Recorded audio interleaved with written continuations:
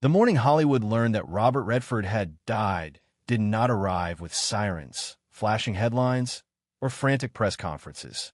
It arrived quietly, almost politely, like a breath held too long and finally released.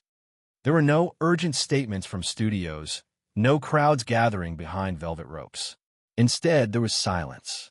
The kind of silence that feels intentional, as if the man himself had arranged his departure to mirror the way he had lived his final years. Redford passed in his sleep, far from cameras, far from applause, surrounded only by the stillness of the mountains he had chosen over people long ago. In that moment, it became clear that his death was not a sudden ending, but the final punctuation mark on a farewell he had been writing for years. For decades, Robert Redford was not simply a movie star. He was an image of American grace, of quiet confidence, of a masculinity that did not need to raise its voice. Audiences knew his face before they knew his name, and trusted him before he spoke a single line. Yet when news of his passing spread, something unexpected happened. The world reacted not with shock, but with a muted acceptance, as though many had sensed that he had already left. The question whispered across social media and late-night conversations was not how he died, but when he had truly gone. Because for a long time, Redford had been absent in a way that went beyond retirement. He had withdrawn not only from cinema, but from visibility itself. In the early hours after his death, journalists rushed to summarize his career, listing films, awards, and the undeniable influence of Sundance. But beneath those tributes was an uncomfortable truth few dared to confront directly. Redford had been saying goodbye long before his heart stopped. He did not fade through scandal or illness played out in public view. He faded by choice. He closed doors one by one, declined interviews, stopped appearing at his own festival, and retreated into a life that resisted documentation. While Hollywood celebrated youth and noise, Redford embraced aging and quiet, even if it meant being misunderstood or forgotten. The setting of his final days mattered. Utah was not an accident or a backdrop, but a declaration. While others clung to Beverly Hills or Manhattan, Redford chose isolation and landscape, a place where time moved slower and attention was optional. Friends would later say that he found comfort in routines invisible to the outside world, long walks, notebooks filled with thoughts never intended for publication, evenings shaped by music rather than conversation. He was not hiding from death. He was preparing for it slowly and deliberately, as if rehearsing the ultimate exit from a role he no longer wished to play. What made his departure so unsettling was the contrast between the man the world remembered and the man he became. The public image was frozen in celluloid, handsome, thoughtful, endlessly capable.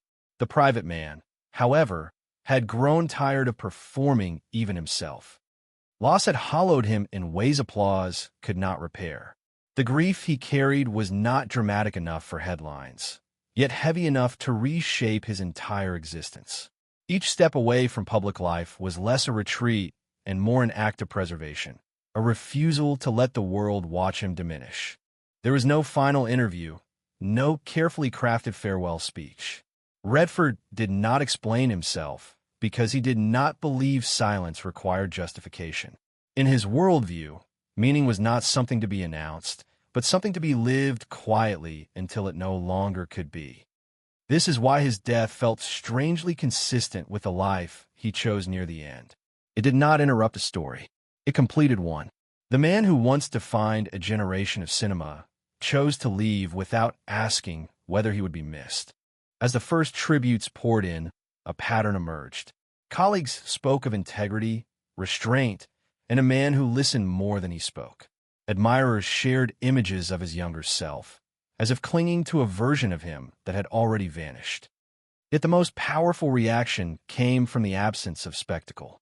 No grand ceremony could capture what his passing truly represented. Redford did not want to be mourned loudly. He wanted to be understood quietly. This story does not begin with his death, because his death was only the final frame.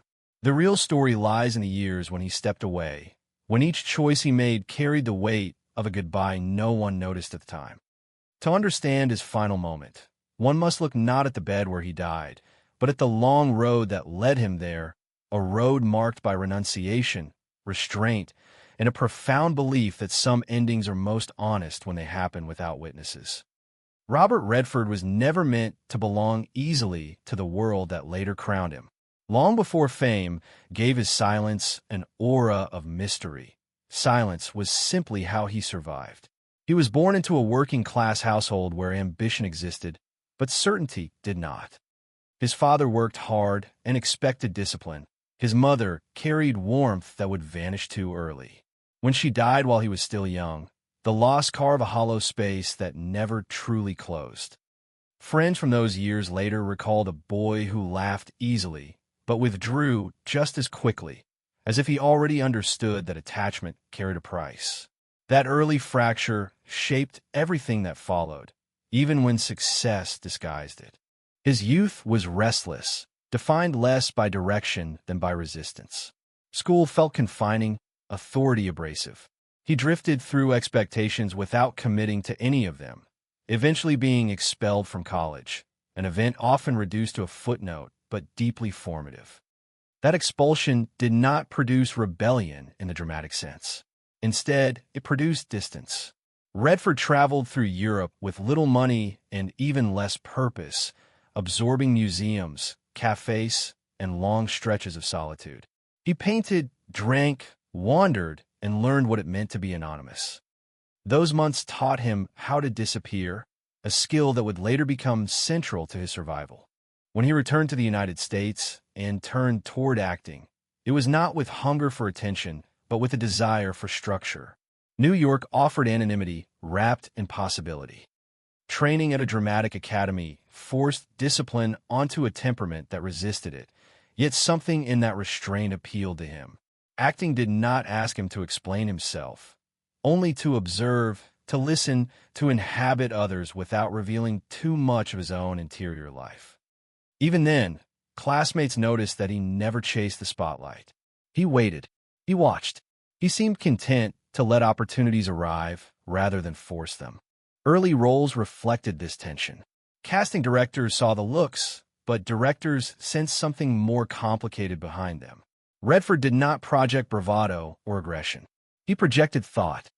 His characters often appeared to be thinking one step ahead or one step away, men present in the scene, yet partially withdrawn from it. This quality resonated deeply during a time when American culture itself felt uncertain. The country was questioning authority, masculinity, and heroism. Redford became a mirror for that doubt, not because he announced it, but because he embodied it without explanation. As his career accelerated, so did the distance between his public image and his private reality. Marriage and fatherhood arrived alongside rising fame, and with them came the first devastating loss of his adult life. The death of his infant son was not something he spoke about openly, but it settled into him like a permanent shadow. Those close to him noticed subtle changes. He grew more guarded, more selective, less willing to indulge the demands of an industry that wanted constant access. The pain did not make him bitter. It made him careful. That carefulness extended to the roles he chose. Even when he played charismatic figures, there was always restraint. His heroes doubted themselves. His lovers carried melancholy. His authority figures questioned power. Audiences often read this as depth, critics as intelligence, but privately, it was also protection. Acting allowed him to process emotions at a distance, to explore loss and moral conflict without admitting their personal origin. It was a control vulnerability, one that could be switched off when the camera stopped.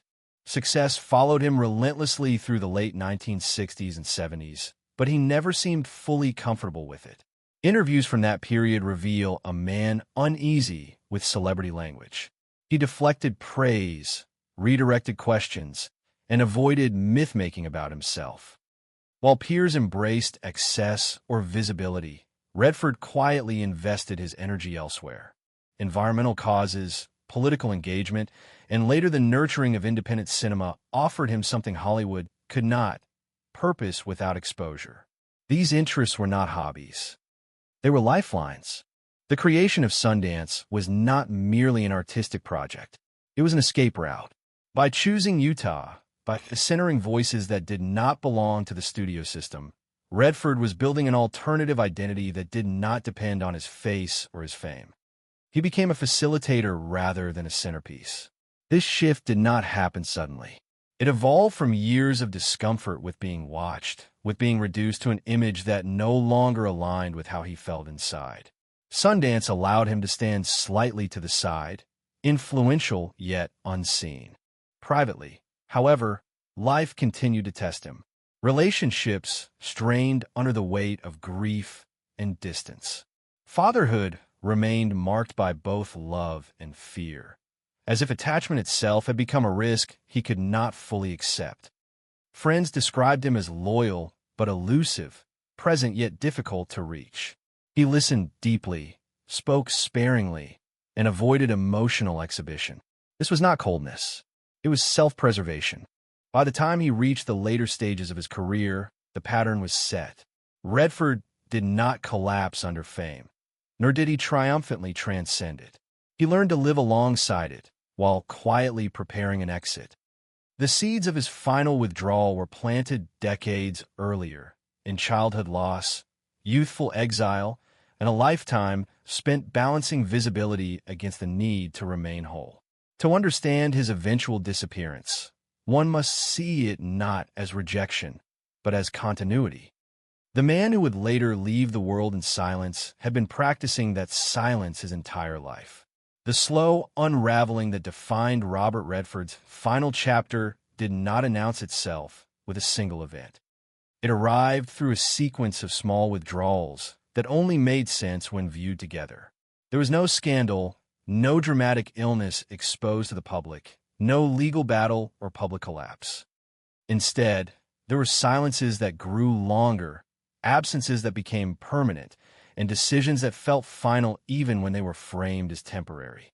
For those who watched closely, it became clear that Redford was no longer retreating from a role or a project. He was retreating from a world that had once depended on his presence. The turning point was not visible on a calendar, but it could be felt in the way he began to speak, or more precisely, in the way he stopped.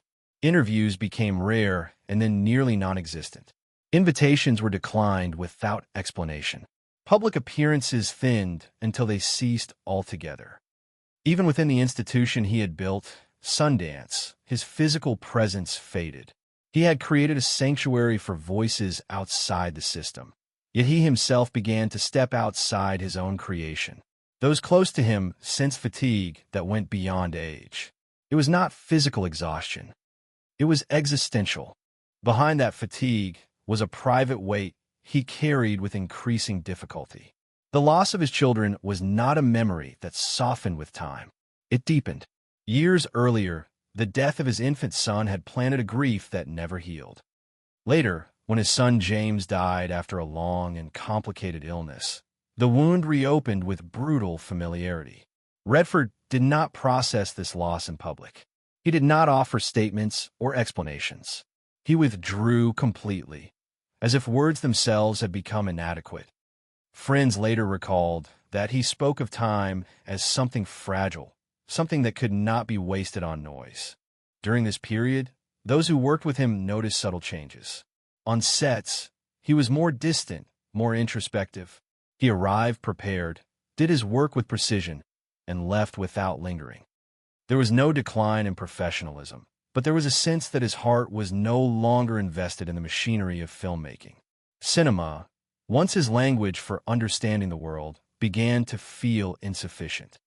He had told people he did not want to be filmed growing old, that there was something undignified about watching oneself fade on screen. It was not vanity, it was control. The role that would become his final performance encapsulated this internal conflict. Playing an aging man unable to abandon the habits that defined him, Redford seemed to be confronting his own reflection. The character carried charm, regret, and a quiet refusal to surrender identity. When the film wrapped, Redford announced his retirement without ceremony. There was no press tour framed as a farewell, no public gratitude speech. He simply stated that he was done. For many, The announcement felt abrupt. For him, it felt overdue. What followed was not rest, but further withdrawal.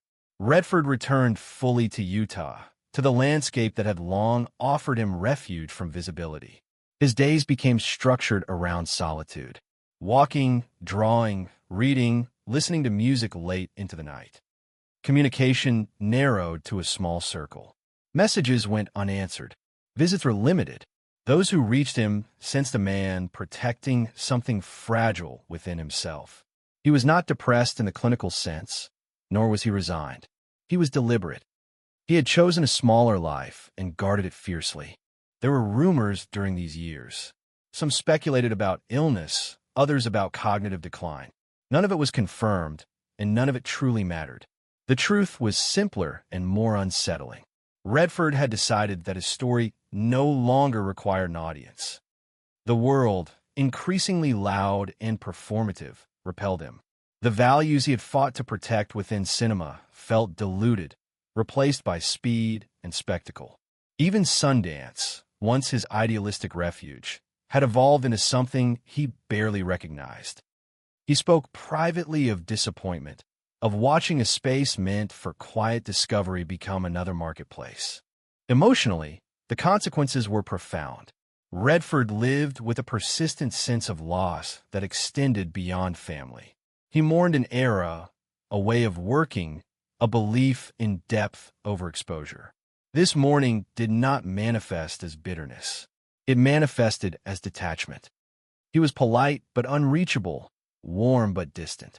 His wife later described nights of restlessness, of insomnia broken by sudden urges to read poetry aloud, as if searching for meaning in words he had not written himself. These were not the habits of a man at peace. They were the rituals of someone trying to reconcile memory with acceptance.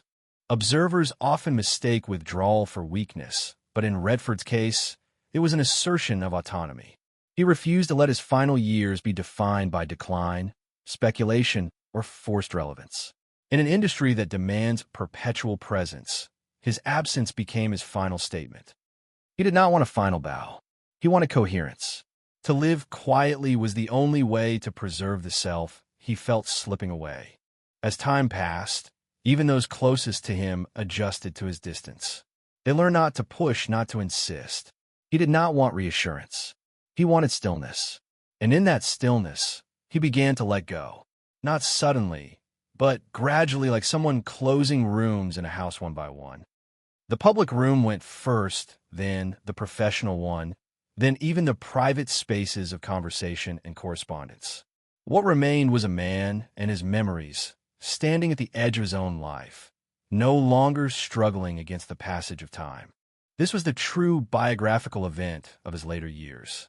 Not a single tragedy, but an accumulation of quiet decisions that led him away from the world. Redford did not vanish by accident. He practiced disappearance. And by the time his body finally stopped, the person the world thought it was losing had already been gone for years, leaving behind not a void, but a silence dense with intention.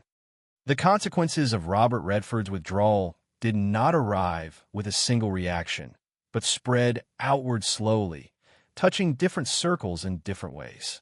For the public, his absence created a strange distortion. He was still spoken of with reverence, his films replayed, his image preserved in memory, yet the man himself was unreachable. This distance altered how he was perceived. Admiration became abstract. Tribute replaced connection.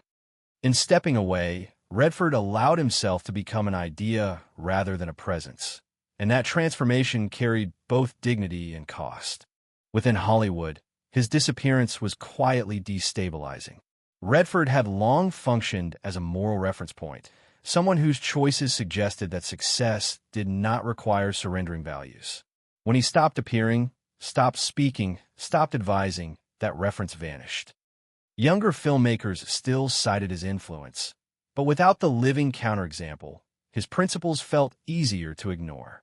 The industry moved faster, louder, less patient. Redford watched this shift from a distance and felt confirmed in his decision, even as it deepened his sense of separation. He had not been pushed out. He had stepped aside, and the world did not pause. For Sundance, the impact was more intimate and more painful. The festival continued, expanded, adapted. New leadership brought new priorities. Redford's name remained attached, but his spirit felt diluted. What had once been a refuge for quiet risk began to resemble the very structures he had resisted. Those close to him said this change wounded him deeply, not because he felt betrayed, but because he recognized inevitability. Institutions outgrow their founders. Ideals erode when they are popularized. Watching that happen to his life's work reinforced his instinct to withdraw further. Engagement would not restore what was lost. Distance, at least, preserved his memory of it.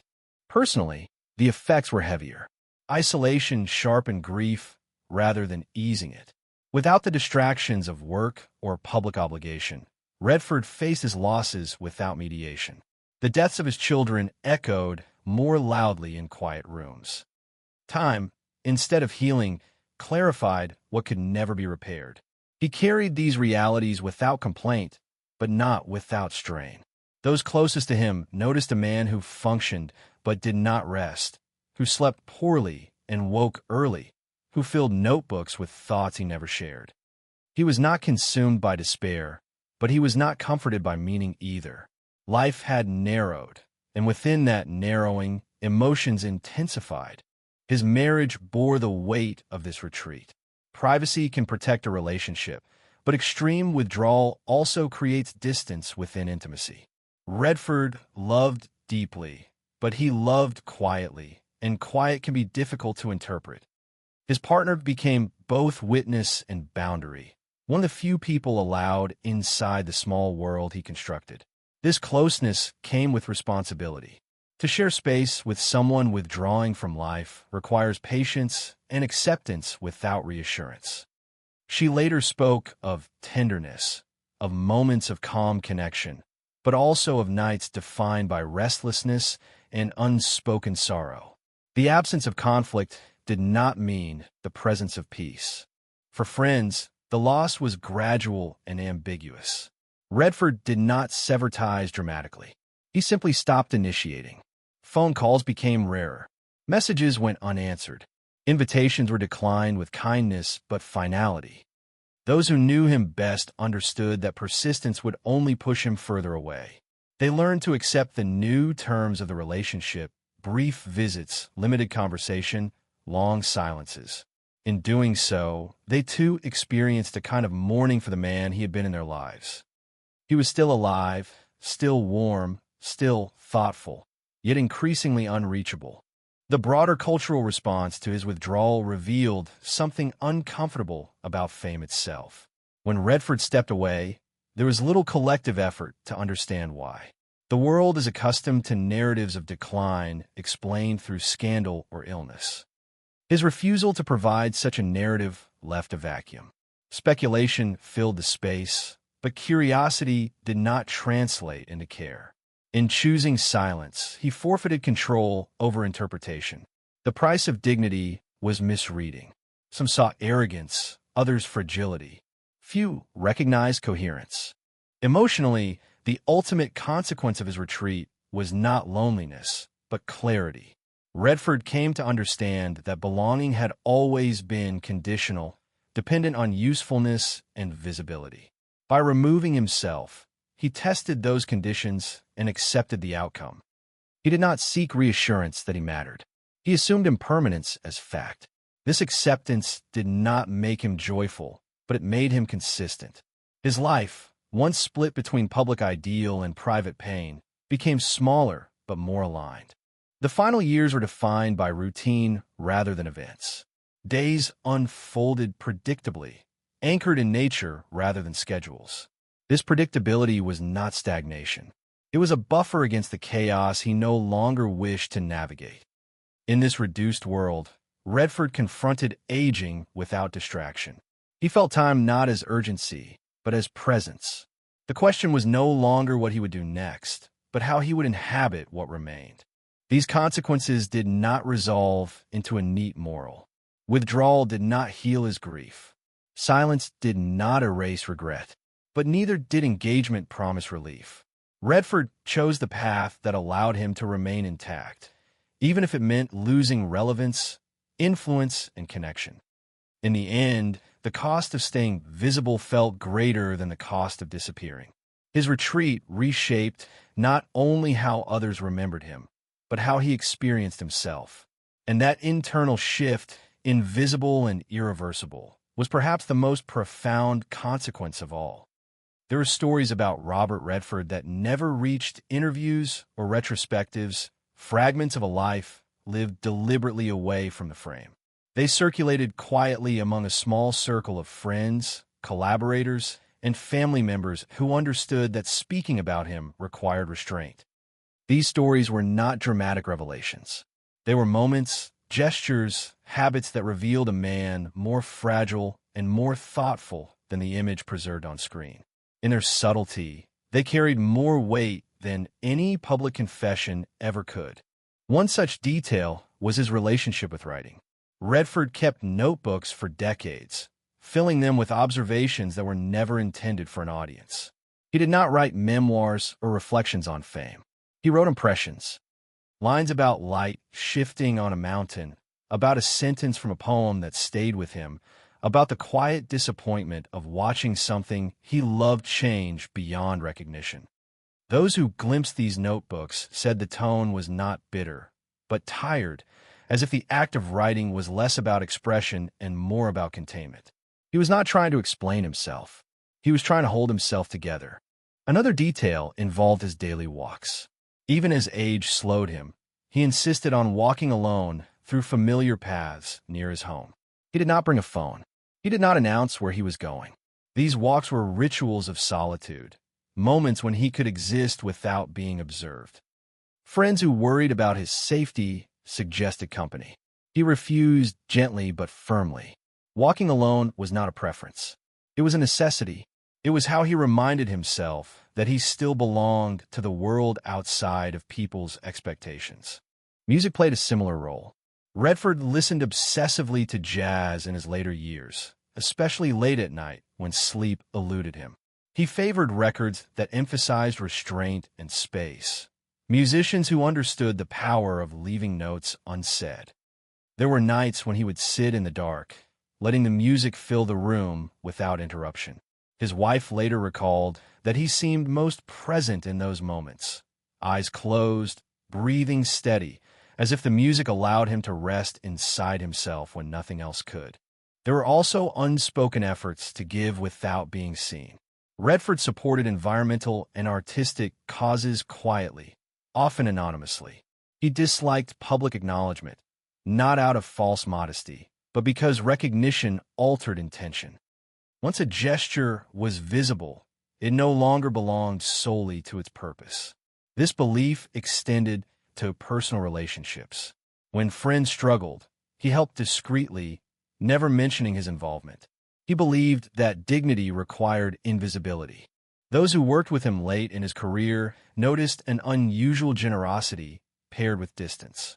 On set, he was attentive and respectful, listening more than directing, offering encouragement without dominance. Yet he rarely lingered. He did not join celebrations. He did not exchange stories. When the work was done, he left. Some interpreted this as detachment, but others recognized it as discipline. He had learned that attachment made departure harder, and he was always preparing for departure. There were moments when the weight of memory overwhelmed him. Late conversations sometimes drifted unexpectedly toward the past. He would mention his children not with grand stories, but with small recollections, a laugh, a drawing, a habit. These mentions were brief and then closed, as if lingering too long would be dangerous. He did not want sympathy. He wanted acknowledgement that loss could coexist with daily life without being resolved. One particularly telling habit was his relationship with poetry. In the final years, he returned repeatedly to poets who explored impermanence and restraint. He read aloud in a low voice, sometimes to himself, sometimes to his wife in the middle of the night. These readings were not performances. They were searches. He was looking for language that matched what he felt, a vocabulary for acceptance that did not pretend to offer comfort. Poetry became a companion when conversation failed. Even in isolation, Redford remained observant. He paid attention to changes in the world, but from a distance that protected him from despair. He followed the evolution of cinema without engaging with it, noticing trends without judging them aloud. When asked privately if he missed filmmaking, he answered carefully. He missed the process, not the industry. He missed the intimacy of collaboration, not the exposure. This distinction mattered deeply to him. What emerges from these quiet stories is not a man consumed by sorrow, but one living with it honestly. Redford did not seek redemption through productivity or legacy building. He did not attempt to reframe his pain into inspiration. He accepted that some losses remain unresolved, and that living well sometimes means living smaller. His silence was not emptiness. It was structure. These moments, invisible to the public, formed the emotional core of his later life. They explain why his withdrawal felt intentional rather than tragic. He was not running away. He was conserving what remained.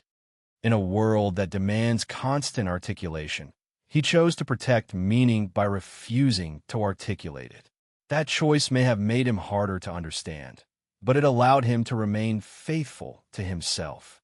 When he finally died, those who knew these stories understood that the ending was not abrupt. It was the natural conclusion of a long process of simplification. He had already said goodbye in 100 small ways, each one quiet, each one deliberate. The world noticed his absence only at the end, but those close to him had been watching him leave for years, step by step, without drama, without explanation, guided by an inner logic that valued coherence over recognition. What Robert Redford left behind cannot be measured by awards, box office numbers, or the permanence of his image in popular culture. His true legacy exists in a quieter register, one that resists summary and refuses spectacle. It is found in the tension between visibility and restraint, in the choice to step back rather than insist on relevance. Redford's life invites reflection not on how to succeed, but on when to stop, and that question carries a weight far heavier than ambition ever does. He achieved what most artists pursue endlessly: admiration, influence, and authority within his field. Yet the meaning of those achievements shifted as he aged. Success did not erase loss. Recognition did not prevent grief. Over time, Redford seemed to understand that accomplishment could coexist with emptiness, and that pretending otherwise only deepened the fracture. Instead of filling that emptiness with noise, he allowed it to remain, acknowledging its presence without dramatizing it. This acceptance shaped his final years more than any public milestone. The contradiction at the center of his legacy is striking. He was a symbol of American cinema, yet he distrusted the machinery that turned people into symbols. He nurtured independent voices, yet recoiled from the spotlight himself. He built institutions, then watched them evolve beyond his ideals without trying to reclaim control. In doing so, he demonstrated a rare form of integrity, the willingness to let go of ownership over one's own influence. That surrender is difficult to admire because it offers no clear victory, only coherence. Redford's story reframes the idea of contribution. Rather than expanding endlessly, he narrowed his life deliberately. He chose depth over reach, alignment over applause. His withdrawal was not an abandonment of responsibility, but a refusal to perform relevance when it no longer felt truthful. In a culture obsessed with staying visible, his decision to disappear becomes a statement in itself. It challenges the assumption that presence equals value and that absence equals failure. There's also a moral dimension to his retreat. By stepping away before decline became spectacle, he protected something essential: dignity. He refused to let aging be consumed as content. He refused to let grief become narrative. This restraint is increasingly rare in public life, where vulnerability is often packaged for consumption. Redford's vulnerability remained private, and that privacy was not secrecy, but respect for the boundary between experience and display. His legacy within cinema extends beyond the films he made or supported. It lives in the permission he gave others to work without chasing approval. Many filmmakers who passed through the space he created learned that art could be patient, that silence could be expressive, that resisting trends was not an act of arrogance, but of faith. Even as those lessons became harder to maintain in a changing industry, their origin remains traceable to his example. On a personal level, Redford's life offers a meditation on endurance. He did not overcome grief in a triumphant arc. He lived alongside it. He did not resolve contradictions. He held them. His story suggests that maturity is not about clarity, but about tolerance for ambiguity. The ability to remain functional without resolution, to continue living without closure, becomes its own form of strength. This lesson is uncomfortable because it offers no transformation narrative, only persistence. In reflecting on his final years, one senses that Redford understood something essential about time. He treated it not as an enemy to outrun, but as a force to negotiate with quietly. By reducing his world, he made space to feel time rather than fear it. He allowed days to repeat, routines to settle, moments to pass without being recorded. In doing so, he reclaimed authorship over his own pace, something fame had threatened to steal long before age ever could. The legacy he leaves, then, is not instructive in a conventional sense. It does not tell us how to achieve more. It asks us why we believe more is always necessary. It questions the hunger for recognition and exposes the fragility beneath it. Redford's life suggests that renunciation can be as meaningful as acquisition, that stepping away can preserve truth when staying would require compromise. Ultimately, his story invites a broader reflection on what it means to live well in public and die well in private. He demonstrated that coherence matters more than continuity, that leaving at the right moment can be an act of generosity toward oneself and others. By refusing a final performance, he left room for contemplation rather than closure. His legacy does not demand applause. It asks for pause. This is what remains after the silence settles. Not a void, but a space shaped by intention. Not an ending defined by loss, but a life defined by choice. And within that space, Redford's legacy continues, not loudly, not insistently, but with the quiet persistence of something that was never meant to disappear, only to stop asking to be seen. When Robert Redford finally left the world, there was no moment that demanded explanation. No unresolved mystery required solving. No scandal begged for interpretation.